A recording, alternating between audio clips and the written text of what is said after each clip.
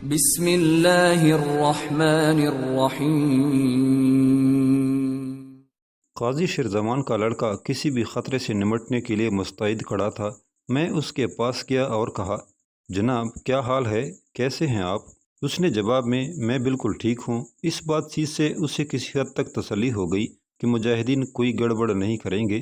چنانچہ میں نے اس سے کہا، اپنی گن کا لاک تو بند کرو، کہیں فائر نہ ہو جائے۔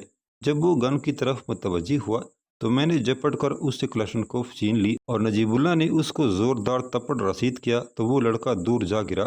اسی دوران قاری شیرزمان نے پسٹل سے فائر کرنا چاہا۔ جیسے ہی وہ بولٹ لگانے لگا تو میں نے فوراً کلاشنکوف اپنے ساتھ کڑے مجاہد کو پکڑا کر قاضی شیرزمان کے پسٹل کی بیرل کو مضبوطی سے پکڑ کر اس کا رخ اوپر کی طرف کر دیا۔ اسی دوران قاضی شیرزمان نے ٹریگر دبا دیا اور ایک ہوائی فائر ہو گیا۔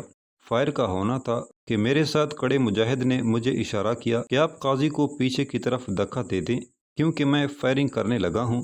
چنانچہ میرے دھکا دیتی ہی میرے ساتھی نے قاضی شیرزمان اور اس کے بیٹے پر اندھا دھند فائرنگ شروع کر دی۔ اس طرح دونوں اپنے انجام کو پہنچ گئے اور اہل علاقہ نے ان کے ظلم و ستم اور قاضی شیرزمان کی عدالتی دہشت گردی سے نجات پائی۔ قاضی شیرزمان اور اس کے بیٹے کی ہلاکت کے بعد اس علاقے میں ٹھہرنا خطرے سے خالی نہ تھا۔ اسی دوران ہمارے مجاہد ساتھی جس کو ہم راستے میں ایک پہاڑ پر چھوڑ آئے تھے، اس نے اطلاع دی کہ آپ کی جانب 2 لینڈ کروزروں پر سوار مسلح افراد گزرے ہیں، لیکن ہم نے کسی کو اپنی جانب آتے نہیں دیکھا۔ شاید اس ساتھی کو اندھیرے کی وجہ سے کوئی مغالطہ ہو گیا تھا، پھر بھی حفاظتی نقطہ نظر سے ایک گاڑی کو آگے روانہ کیا اور اس میں مسلح ساتھیوں کو سوار کر دیا اور انہیں ہوشیار رہنے کی ہدایت کی۔ وہ ساتھی کسی بھی خطرے سے نمٹنے کے لیے تیار و مستعد تھے۔ دوسری گاڑی کافی فاصلے پر رکھ کر اس طرح روانہ کی کہ اس پر سوار ساتھیوں کی ترتیب اس طرح تھی: 2 دائیں، 2 بائیں اور 2 پیچھے کی طرف منہ کر کے تیار حالت میں ہتھیار دے کر بٹھائے اور ایک ساتھی کو زیڑکئی دے کر چھت سے آگے کی طرف نظر رکھنے کا کہا۔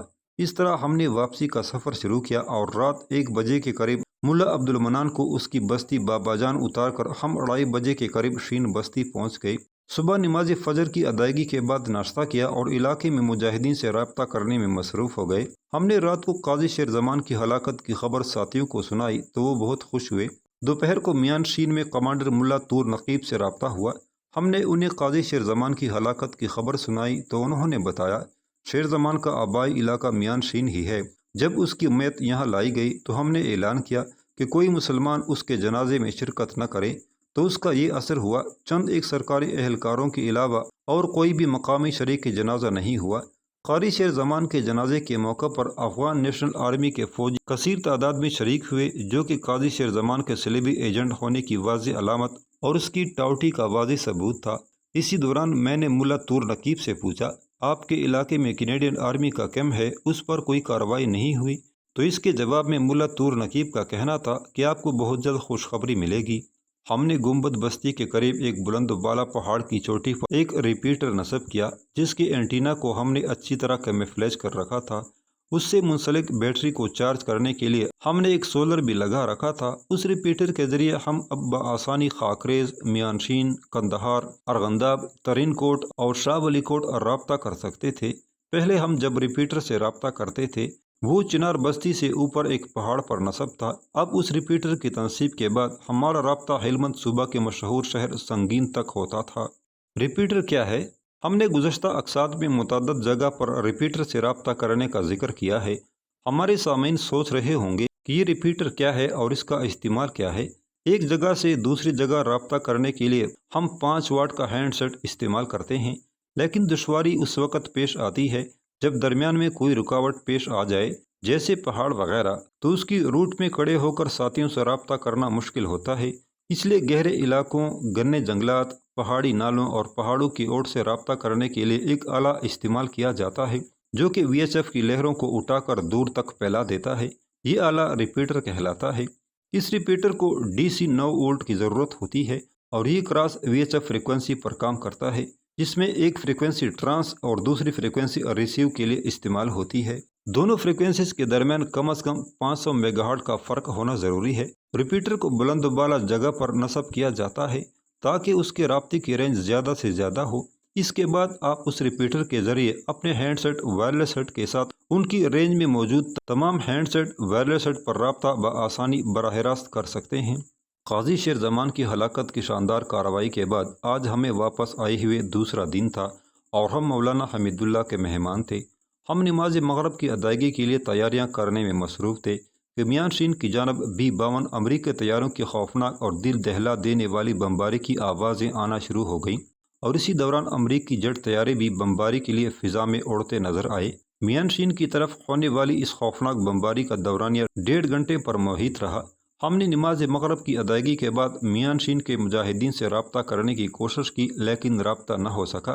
ہم اس بمباری کی وجہ سے سخت پریشان تھے کہ یہ B-52 طیارے اور امریکی جیٹ طیارے کس وجہ سے یہ خوفناک بمباری کر رہے ہیں، اور یہ بھی معلوم نہیں کہ یہ بمباری کس پر ہو رہی ہے۔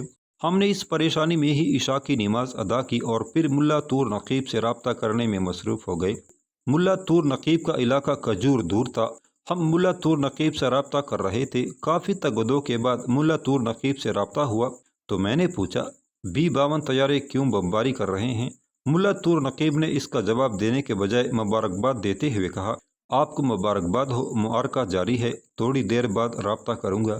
ہم اپنے وائرلیس سیٹ پر بیٹھے ملا طور نقیب کے رابطہ کرنے کا انتظار کر رہے تھے اور کھجور بستی میں مجاہدین کی خیر و عافیت کی دعائیں مانگ رہے تھے۔ اسی دوران امریکی B-52 طیاروں کی بمباری بند ہو گئی۔ بمباری بند ہونے کے آدھ گھنٹہ بعد ملا طور نقیب نے ہم سے رابطہ کیا اور معرکہ کھجور کی رویداد کچھ یوں بیان کی۔ کینیڈین آرمی کا ہمارے ہاں کھجور بستی میں ایک بڑا کیمپ تھا۔ ہم اس کی کافی دنوں سے ریکی کر رہے تھے۔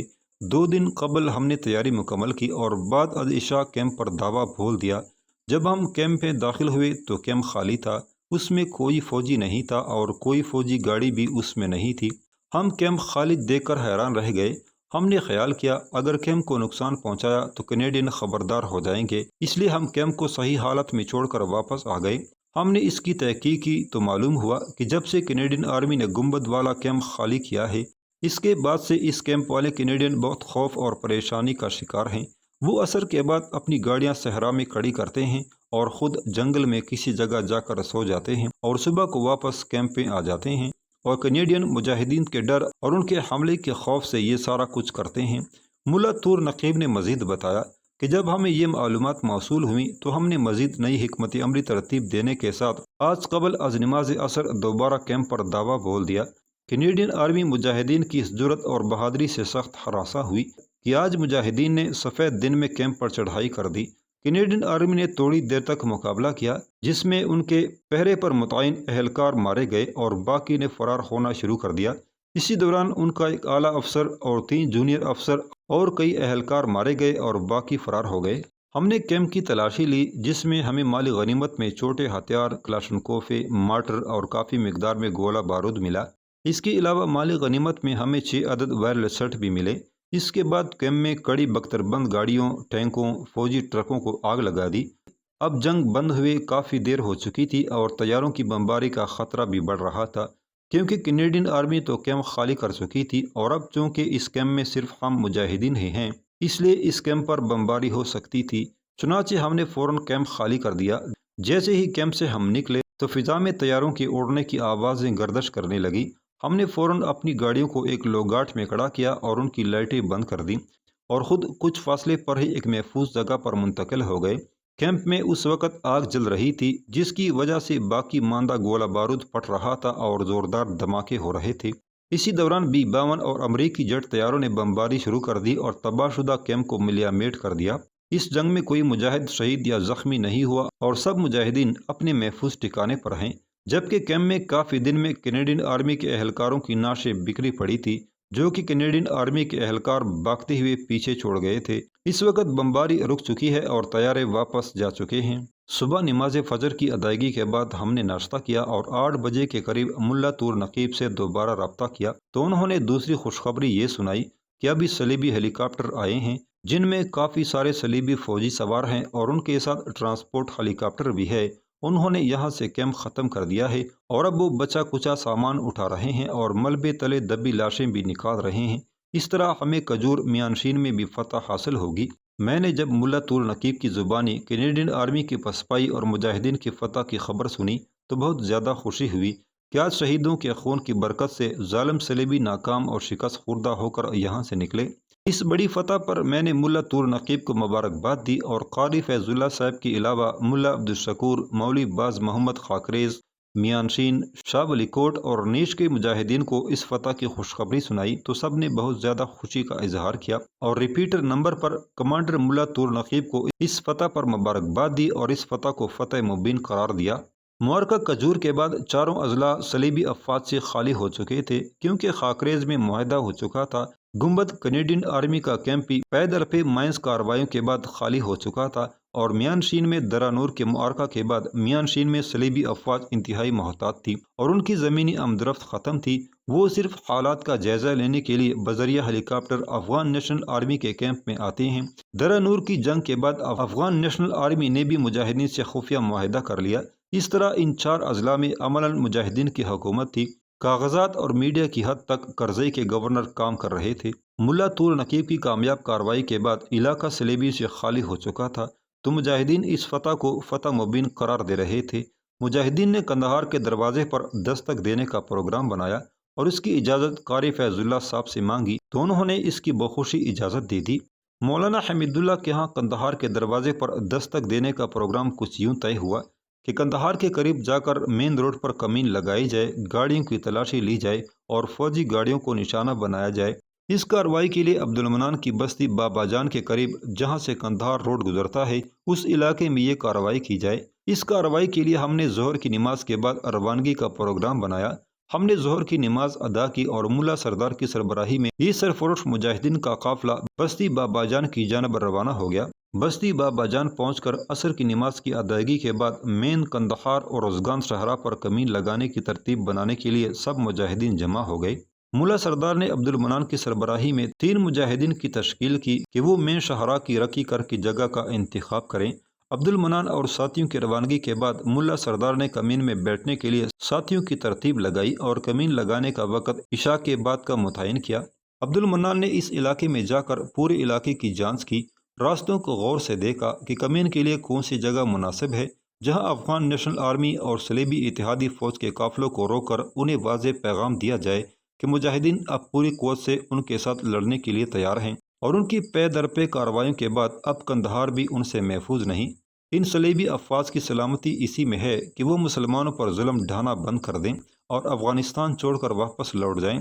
عبدالمنان نے اپنی متعین کردہ جگہ کے اوپر اپنے ساتھ آنے والے 2 مجاہدین میں سے ایک کو متعین کیا کہ وہ اس جگہ کا خیال رکھیں اور دوسرے کو بابا جان بستی کی طرف آنے والے راستے پر چھوڑا کیونکہ دشمن کہیں چالاکی کر کے ہمارے اوپر کمین نہ لگا دیں۔ عبدالمنان عشاء سے کچھ قبل ہی واپس بابا جان بستی آ گیا اور ساری صورتحال سے ملا سردار کو آگاہ کیا۔ عشاء کے بعد ہم سب مجاہدین ملا سردار کی سربراہی میں مین شاہراہ پر کمین لگانے کے لیے روانہ ہوئے۔ معلومات پہلے سے حاصل ہو چکی تھی، ساتھی نگرانی کے لیے روڈ پر موجود تھے جو کہ آگے کی لمحہ بلمحہ رپورٹ دے رہے تھے۔ 2 گاڑیاں اور 3 موٹر سائیکلوں پر سوار مجاہدین کا قافلہ رواں دواں تھا۔ ہم آدھا گھنٹہ کی مسافت طے کرنے کے بعد اپنی مطلوبہ جگہ پر پہنچ چکے تھے۔ یہ کمین ہم 15 ساتھیوں نے لگانا تھی جو کہ 2 گروپوں میں تقسیم تھے۔ روڈ کو ایک برساتی نالہ اس طرح کراس کرتا تھا کہ اس کا پانی روڈ کے اوپر سے گزرتا تھا۔ اس کے ساتھ ایک پہاڑی تھی جس پر ایک گروپ نے کمین لگانا تھی اور اوروزگان سے آنے والی گاڑیوں کو چیک کرنا تھا۔ اس برساتی نالے کی دوسری طرف ایک پختہ نالہ تھا جو کہ باغات وغیرہ کو سیراب کرنے کے لیے بنایا گیا تھا اور روڈ سے معمولی اونچا تھا۔ اس میں دوسرے گروپ نے کمین لگانا تھی اور قندھار سے آنے والی گاڑیوں کو چیک کرنا تھا اور طے یہ کیا گیا تھا کہ نشانہ صرف فوجی گاڑیوں کو بنایا جائے اور چیک سول گاڑیوں سمیت سب کو کیا جائے گا کیونکہ بعض اوقات صلیبی اتحادی افواج کے اہلکار اور افغان نیشنل آرمی کے اہلکار رات کو مجاہدین کے خوف سے سول گاڑیوں میں سفر کرتے ہیں اور جن گاڑیوں کو چیک کیا جائے گا ان میں اپنا مطلوب نہ ہوگا تو ان کو بالکل نقصان نہیں پہنچایا جائے گا اور انہیں حفاظت کے ساتھ اس بڑے برساتی نالے میں روڈ سے تھوڑا دور جا کر کھڑا کر دیا جائے گا اور کمین یعنی ایمبوش کے ختم ہونے کے بعد ان کو جانے کی اجازت ہوگی اور حفاظتی نقطہ نظر سے ان پر 3 مجاہدین پہرا دیں گے۔ سب مجاہدین کے لیے کام طے تھے کہ کسے کون سا کام سر انجام دینا ہے اور کہاں پر کرنا ہے۔ بعد ازاں ہم نے عشاء کی نماز کے 1 گھنٹہ بعد قندھار اور ازگان روڈ پر کمین لگا دی اور ساتھیوں نے بتائی ہوئی ترتیب سے اپنی جگہ سنبھال لیں۔ روڈ کے اوپر صرف 2 مجاہد موجود تھے جن میں سے ایک کلاشنکوف اور دوسرا ٹی پسٹل سے مسلح تھا۔ وہ قندھار اور ارزگان سے آنے والی گاڑیوں کو روکیں گے۔ اس کے علاوہ 3 اور مجاہد تھے جو ان گاڑیوں کی تلاشی لیتے اور مقصود نہ پانے کی صورت میں گاڑیوں کو اس بڑے برساتی نالے میں ایک کوٹ میں کھڑا کر دیتے۔ یہ سلسلہ نصف رات تک جاری رہا، لیکن کوئی صلیبی اتحادی یا افغان نیشنل آرمی کا کانوائی روڈ پر نہ آیا کہ جس میں معرکہ رائی ہوتی، لیکن عشاء سے نصف رات تک روڈ پر قبضہ رکھنا اور گاڑیوں کی تلاشی لینے کا اقدام طالبان کا قندھار کے دروازے پر دستک دینے کے مترادف تھا کہ اب ہماری دوسری یلغار انشاءاللہ قندھار کے شیشے کے گھر میں بیٹھے صلیبیوں پر ہوگی۔ اس کے بعد ملا سردار نے ساتھیوں کو واپسی کا حکم دیا۔ سب ساتھی کمین سے نکل کر گاڑیوں میں سوار ہوئے اور واپس بستی بابا جان پہنچ گئے۔ ملا تور نقیب کی قابل دید اور قابل داد کارروائی کے بعد چاروں اضلاع خاکریز، میانشین، شاہ ولی کوٹ اور شین سے غیر ملکی صلیبی اتحادی افواج کا اخراج ہو چکا تھا۔ افغان نیشنل آرمی کے اہلکار اپنی زندگی کے دن مجاہدین سے سمجھوتا کر کے پورے کر رہے تھے۔